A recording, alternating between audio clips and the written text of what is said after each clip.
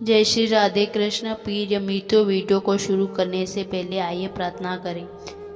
हे कृष्ण, जो भी भक्त आज इस अमृत वाणी को सुन रहा है उनके जीवन में आपकी कृपा सदा बनी रहे और उनके सभी कष्ट दूर हो। मित्रों, इस अद्भुत वाणी को सुनने से पहले अपने विचार और भक्ति को व्यक्त करते हुए नीचे कमेंट में जय श्री राधे कृष्ण जरूर लिखिए।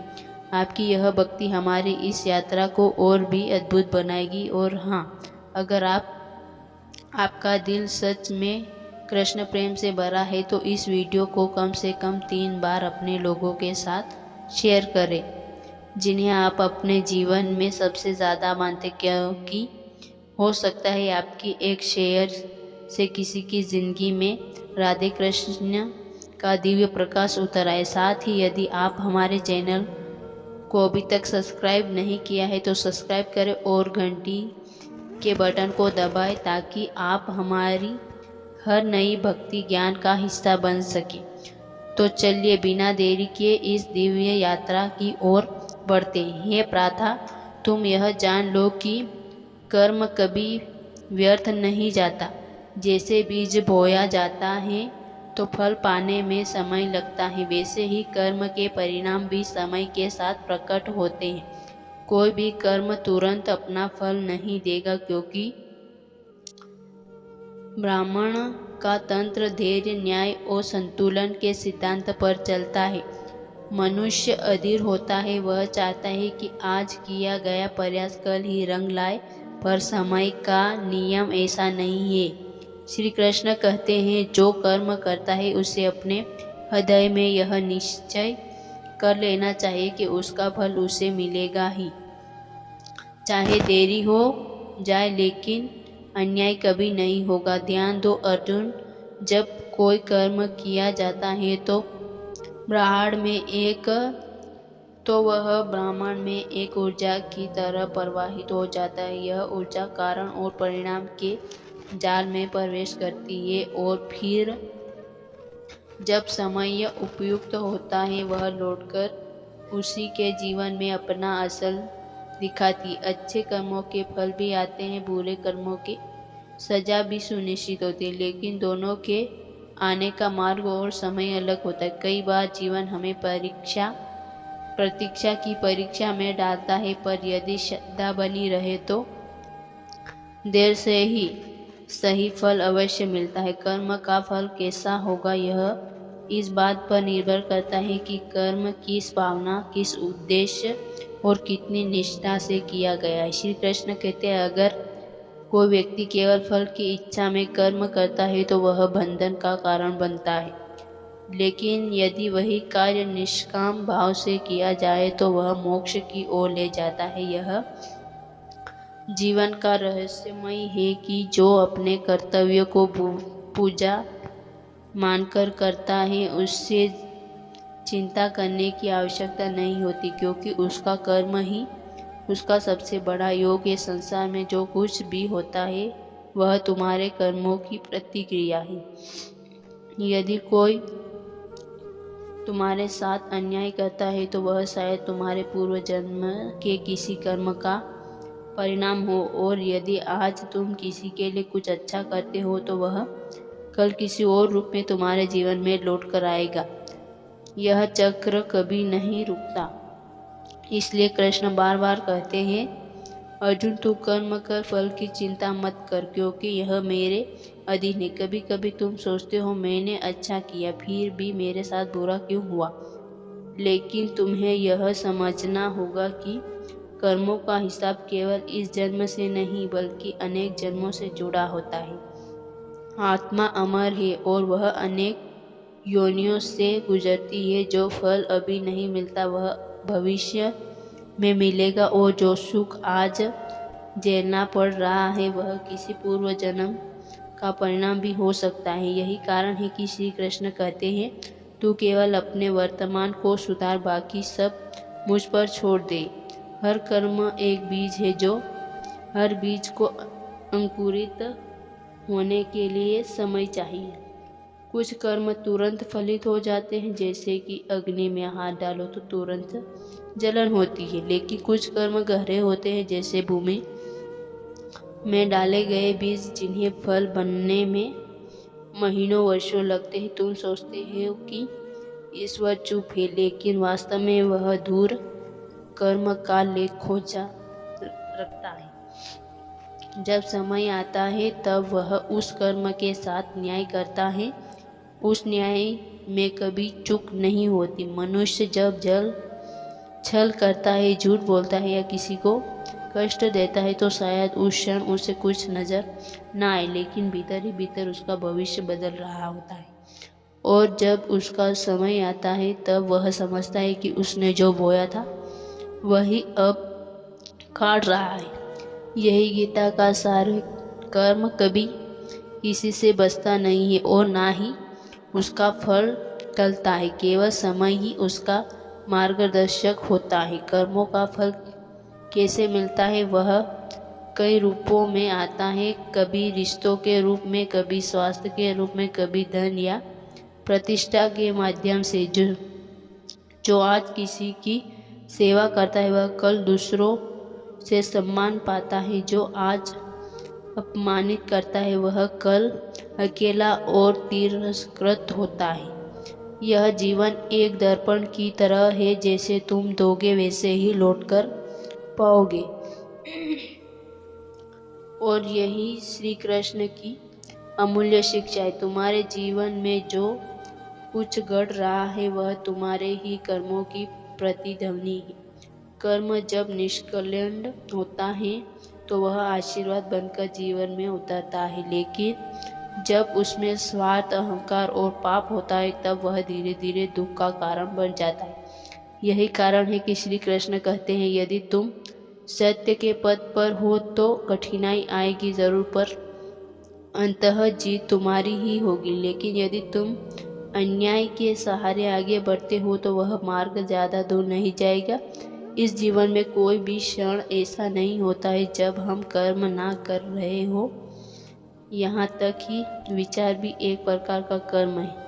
तुम्हारे विचार ही तुम्हारे भाव बनाते हैं और वे भाव तुम्हारे कर्मों का स्वरूप तय करते हैं। इसलिए श्री कृष्ण ने गीता में स्पष्ट कहा है, मनुष्य अपने विचारों से ही महान बनता है या पतित होता है। यदि विचार शुद्ध है तो कर्म भी सात्विक होंगे और फल भी पवित्र होगा। भविष्य में क्या होगा यह इस बात पर नहीं टिका कि तुम कितनी पूजा करते हो, कितने व्रत रखते हो, बल्कि इस बात पर आधारित है कि तुम्हारे कर्म कितने ईमानदार, सच्चे और निष्कलंक हैं। कर्म ही असली शक्ति है, क्योंकि भगवान उसी को पसंद करते हैं जो कार्य में ईमानदारी और संपूर्ण दिखाता है। जो केवल शब्दों में भक्त है लेकिन कर्मों में अन्याय करता है वह कभी ईश्वर की कृपा नहीं पा सकता। श्री कृष्ण ने यह भी कहा, जो व्यक्ति प्रतिदिन थोड़े थोड़े कर्मों को भी सजगता से करता है उसका जीवन धीरे धीरे प्रकाश से भर जाता है। क्योंकि परमात्मा को गति में श्रद्धा चाहिए, गति में विनम्रता चाहिए।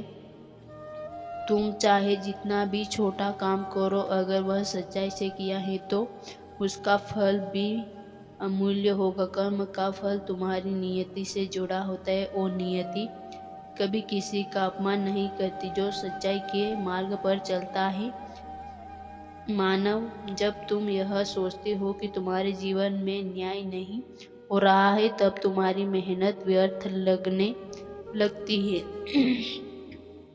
और जब तुम यह महसूस करते हो कि शायद इस संसार में अच्छाई का कोई मूल्य नहीं बचा, तो उस क्षण याद करो कृष्ण को, क्योंकि वही है जो सब देख रहा है, वही है जो हर संसार, हर भावना और हर आंसू की गवाही बनता है। वह कभी चुप नहीं रहता, बस उसकी चुप्पी ही तुम्हारे धैर्य की परीक्षा बनती है। कई बार जीवन तुम्हें ऐसे मोड़ पर ले आता है जहाँ हर रास्ता बंद लगता है, जहाँ कोई रास्ता नहीं दिखाई देता और तुम थक जाते हो अपने अच्छे कर्मों का बोझ उठाते उठाते। तुम रोते हो, गिड़गिड़ाते हो, हे भगवान मैं तो सच रहा, फिर भी मुझे दुख क्यों मिला। तब श्री कृष्ण भीतर से उत्तर देते हैं, प्रिय, तुम्हारा हर आंसू मेरे पास सुरक्षित है। तुम्हारे हर अच्छे कर्म का फल संचित हो रहा है। यह समय भी बीत जाएगा, पर तुम्हारी सच्चाई सदा अमर रहेगी। ध्यान से सुनो, यह संसार तात्कालिक परिणाम नहीं देता। तुम्हें जब लगता है कि सब हार गया, बस तुम बच्चे हो, वहीं से तुम्हारी विजय का आरंभ होता है। जो व्यक्ति कर्म करते समय केवल फल के पीछे नहीं भागता, वह धीरे धीरे परमात्मा की कृपा के निकट पहुंचता है। श्री कृष्ण कहते हैं, जो मुझ में श्रद्धा रखता है और निडर होकर अपने धर्म का पालन करता है, उसके लिए मैं स्वयं मार्ग पर जाता हूँ। तुम सोचते हो कि तुम्हारा कर्म छोटा है, शायद उसकी कोई कीमत नहीं होगी, लेकिन भगवान कभी कर्म के आकार को नहीं देखते, बल्कि उसकी भावना को देखते हैं। एक भूखे को एक रोटी देना, किसी दुखी के आंसू पोंछ देना, किसी अनजान की मदद कर देना, यह वह कर्म है जिनका फल तुम्हें तभी नहीं शादियाँ तक मिलता है। और जब तुम्हें लगे कि कोई देख रहा, तब समझ लेना कि ईश्वर सबसे गहरी दृष्टि से सब कुछ देख रहा है। चुपचाप कई बार तुम्हारे अच्छे कर्मों का फल देर से आता है, ताकि तुम उसमें अहंकार ना पालो। ईश्वर चाहता है कि तुम्हारे भीतर नम्रता बनी रहे। वह तुम्हें सफलता देता है, पर पहले तुम्हें सहनशील बनाता है। वह चाहता है कि जब तुम फल पाओ, तब तुम्हारा हृदय इतना विशाल हो कि तुम वह फल दूसरों में बांट सको। इसलिए वह हमारे कर्मों का फल तभी देता है जब तुम उसे संभालने योग्य बनो। यह जीवन केवल लेने के लिए नहीं है, देने के लिए भी है। और जब तुम बिना किसी अपेक्षा के कर्म करते हो, जब तुम यह जानकर भी किसी की मदद करते हो कि वह तुम्हें कभी धन्यवाद नहीं देगा, तब तुम वास्तव में ईश्वर के समीप होते हो। श्री कृष्ण कहते हैं, कर्म तब दिव्य बनता है जब उसमें ना कोई स्वार्थ हो, ना कोई भय, बस प्रेम और श्रद्धा हो। सुनो, जब तुमसे अन्याय होता है और तुम फिर भी जवाब में न्याय करते हो, तब तुम्हारी आत्मा सबसे उज्जवल होती है। तुम्हारे उस क्षण को ब्रह्मांड दर्ज करता है और वह फल तुम्हारे लिए उस फल की शुरुआत बनता है जिसे कोई छीन नहीं सकता। कोई भी कष्ट, कोई भी तकलीफ व्यर्थ नहीं जाती जब तुम उस भगवान के नाम पर सहते हो। श्री कृष्ण हर क्षण में तुम्हारे साथ होते हैं जब तुम सच्चाई के लिए अकेले खड़े होते हो। यही कारण है कि जब अर्जुन रणभूमि में हिम्मत हार गया, तब कृष्ण ने उसे कर्म का रहस्य बताया कि यदि तू अपने कर्तव्य से पीछे हटेगा तो भविष्य तुझे कभी क्षमा नहीं करेगा, और यदि तू सच्चे भाव से लड़ेगा, तब यह युद्ध केवल विजय नहीं, तेरा आत्मिक उत्थान बन जाएगा। जीवन भी एक रणभूमि है और यहाँ हर कर्म एक तीर है, जिसे या तो प्रेम से चलाओ या अधर्म से, लेकिन याद रखो कि तीर वापस लौट कर आता है। कभी यह मत सोचना कि दुनिया नहीं देख रही, इसलिए जो चाहो कर लो। असल देखने वाला तो स्वयं भीतर बैठा है, तुम्हारा अंतरात्मा, और उससे कोई कर्म नहीं छिपता। जब तुम किसी का दिल दुखाते हो, वह भी एक कर्म है, और जब तुम किसी टूटे हुए को सहजते हो, वह भी एक कर्म है। फर्क बस इतना है कि पहला कर्म दुख बनकर लौटा और दूसरा सुकून बनकर। यदि तुम्हारा कर्म पवित्र है, तो उसका फल तुम्हें तभी मिलेगा जब वह तुम्हारे लिए सर्वोत्तम होगा। ईश्वर तभी तुम्हारे जीवन में कुछ जल्दी नहीं देता, सब कुछ सही समय पर देता है। जो लोग धैर्य रखते हैं, जो अपने कर्मों का अडिग रहते हैं, वे अनंतः वह सब पाते हैं जो उनका होता है, और उससे भी अधिक श्री कृष्ण कहते हैं, मेरे भक्त यदि सच्चे मन से कर्म करता है तो मैं स्वयं उसके मार्ग की बाधाएं हटाता हूँ।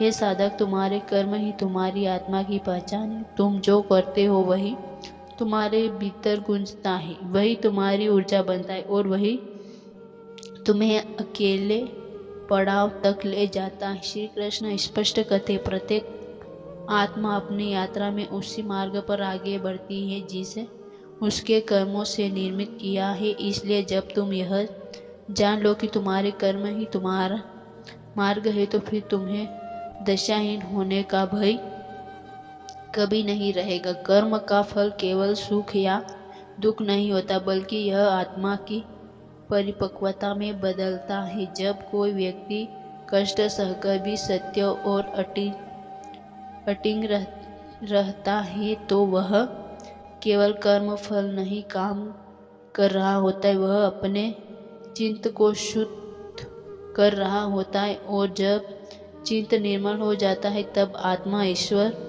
से एकाग्र होने के योग्य बन जाती है। यदि वह गहराई से, जिसे श्री कृष्ण ने गीता में कहा, जो कर्म में भी आत्मा को देखता है वही वास्तव में ज्ञानी है। परंतु यह मार्ग आसानी नहीं है। तुम्हें लगेगा कि दुनिया तो छल से आगे बढ़ रही है, लोग झूठ बोलकर सफल हो रहे और तुम्हें सत्य के मार्ग पर ठहर कर पीछे छूट रहे हो। उस समय तुम्हारा अंतमन डगमगाएगा, लेकिन श्री कृष्ण की वाणी तुम्हें स्मरण दिलाएगी, धैर्य रखो, क्योंकि अधर्म की गति तेज